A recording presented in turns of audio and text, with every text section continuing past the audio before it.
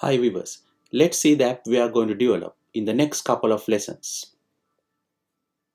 The app is connected to the Firebase database, right? And you will see there's a main menu where you got employee options and listing all employees. This table view controller we have put here, right? And when you click on employee details, you will be taken to a page where you can add, insert, search, delete employee data, right? So let us say in this Firebase database, you can see in the background, let's say I want to search for records and delete them, right? So let's say I select one and search. You can see it loads the data from the database.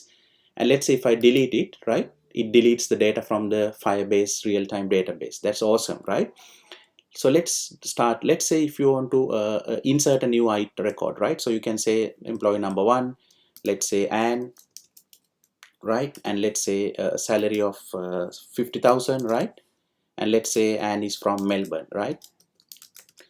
Awesome, right? If you click save, you can see it real time updates a Firebase database. That's wonderful, right?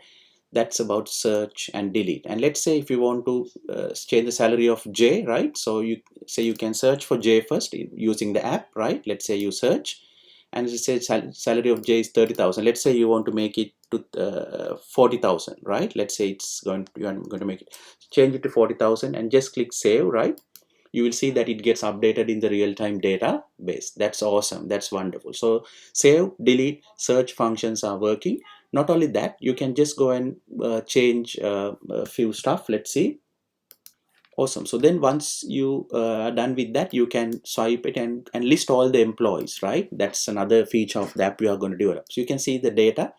Say, let's say you got 1, 2, 4, right? So let's say see one, Peter, Anne, and Jay is there. Let's swipe this down and let's insert a new record, right? Let's say we insert record number 3. Let's put some sample data here. Okay, so let's save the data for Frank, right? Awesome. And now if you swipe down and if you go and check the list of employees, you can see Frank is there. That's an awesome feature of this app, right? And there's another nice thing of this app, right?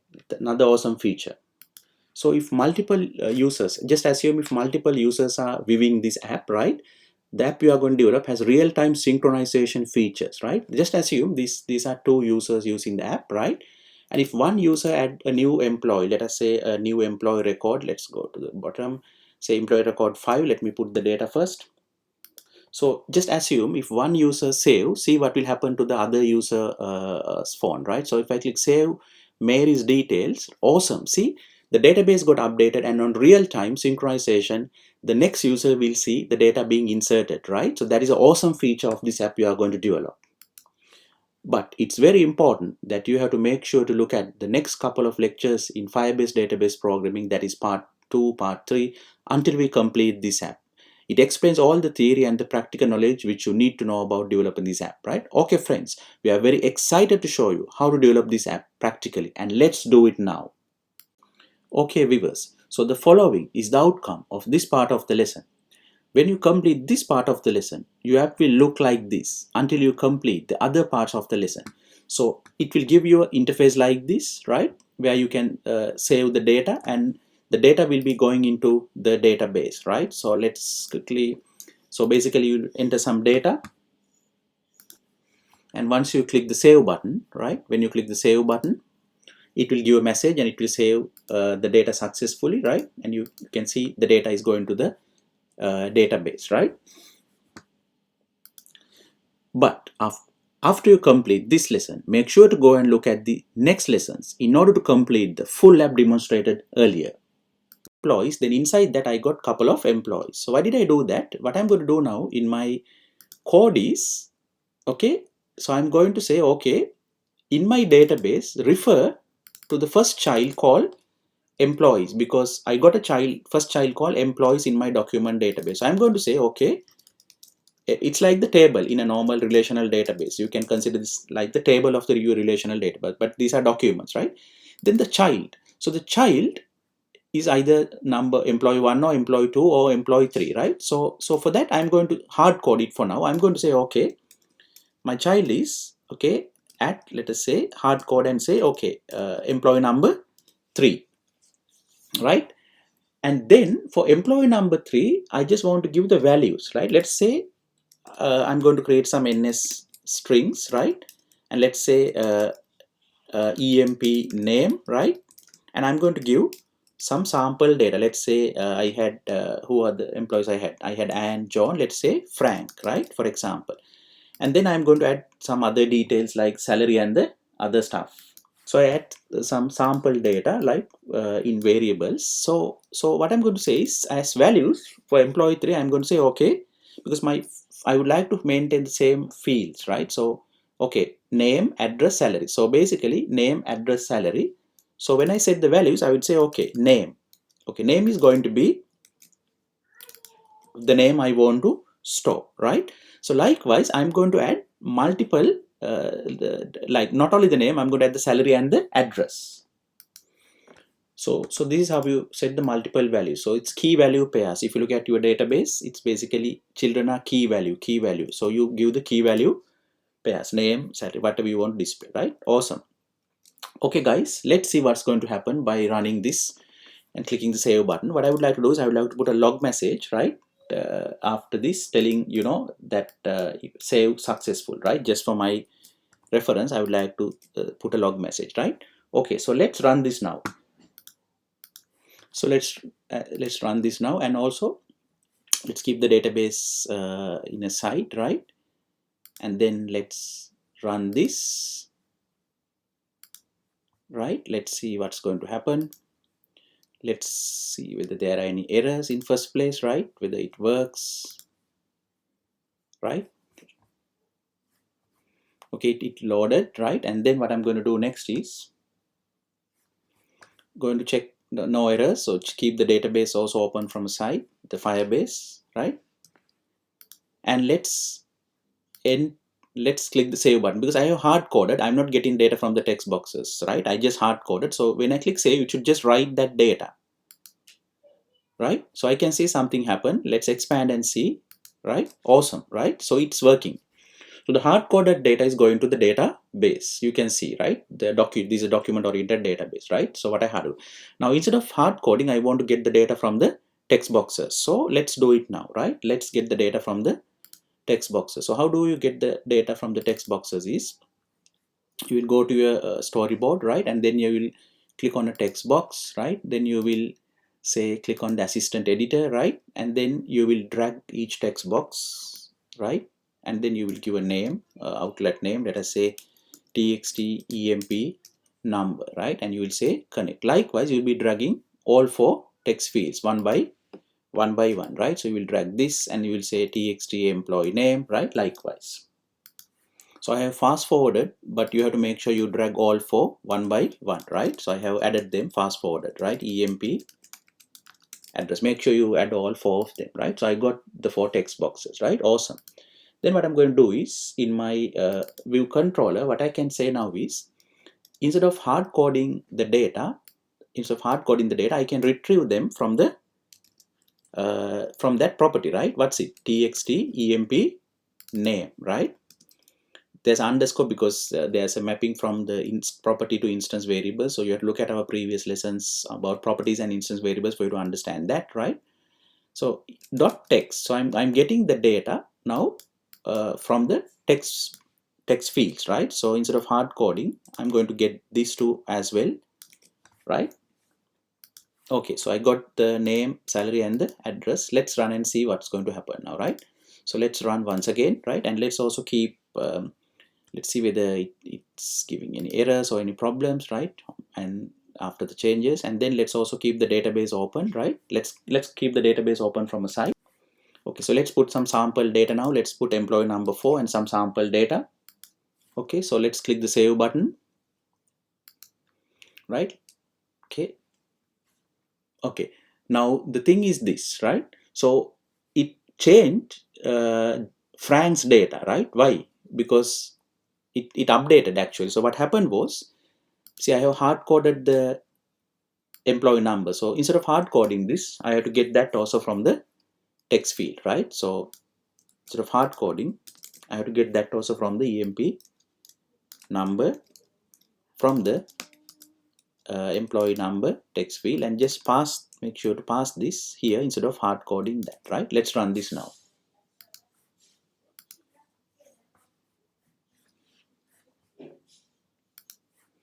Okay, so let's put number 4 and we'll put Frank because we missed Frank earlier. So let's put some salary for Frank, right? And let's put and let's click on the save button for Frank, right? Awesome. See guys, it's updating the database, right? So now the data is saved to the database, right? So let's see what's next. Also viewers, let's try the code for the clear button because we need the code for the clear button as well, right? So let's go to the storyboard and let's let's go to the assistant editor, right? And let's drag the clear button.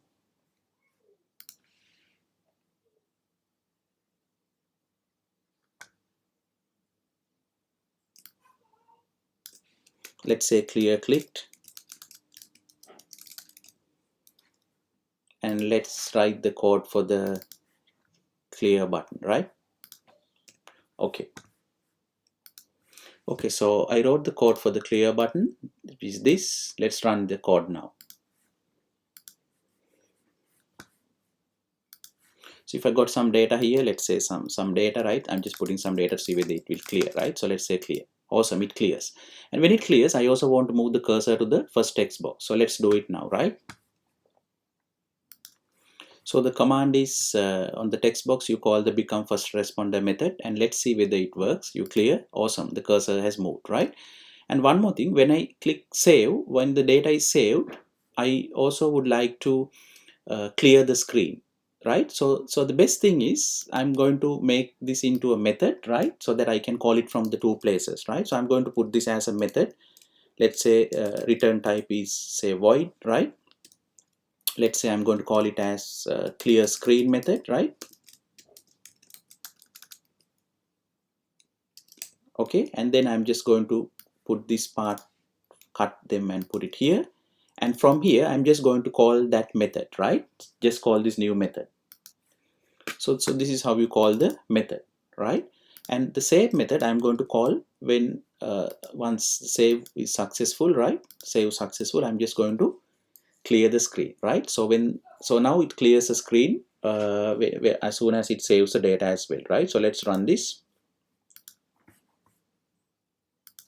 Let's click the save button and insert some new data, right? So see, it inserts, it clears the screen, it moves the cursor, and the data is well inserted, right? Awesome, right? So let's see what's next.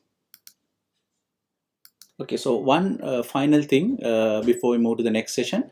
So let us say without any data, if I click on the save button, for example, right? If I click on the save button without any data, right? So what's going to happen? So it's giving a runtime exception, right? Because it's empty data, right? So let's put a try catch block and quickly, just give a solution for that, right? So just to solve that problem, what I'm going to do is I'm going to put a try catch block, right? So you can just simply type try, right? So you can say at try, right? So when you type at try, you will be getting this code snippet, right? So what you do is, so just put at at try and just press the tab, double tab, right? Press the tab, just press the tab once, then it will load this code snippet. So what you have to do is, so this is exception handling. So if you want to know more about exception handling, look at our other lesson in this series about exception handling, right? So I'm just going to cut this from here and put it over here, right? And just in case of exception, I'm going to put a log message temporarily and say save error, right? Problem in save. I'm going to put a message. So basically, if there's an exception, I catch it and I'm putting a problem message, right? Awesome, all good. So this will basically, now it will silently give a message, and you can make it a UI alert control and display it as alert as well, right? Just if you need. Instead of a NS log message, if you also want to put like a GUI alert controller, so this is the code you will be putting for that, right? So you just put a message, right? Let's say the message, right? So you will be telling, okay, the message is save successful, right? So this is a UI alert controller, right? It's a simple controller to put a message, right? So you say,